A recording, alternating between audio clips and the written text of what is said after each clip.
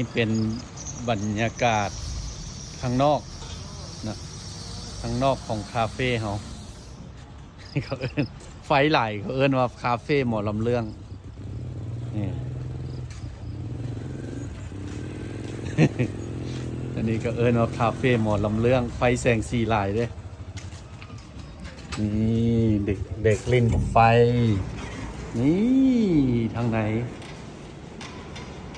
นี่แสงสี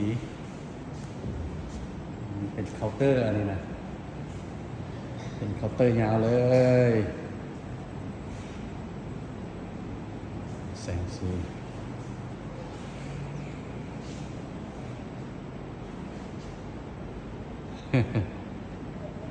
ผู้ใดมาอาทิตย์หน้านี้ได้อยู่ห้องแอร์แล้วมีแอร์4 หน่วยผู้ใดมาอาทิตย์หน้านี้ได้อยู่ห้องแอร์แล้วมาอยู่ห้องแอร์ได้แล้วมีแอร์4 หน่วยเปิดเย็นเจี๊ยบ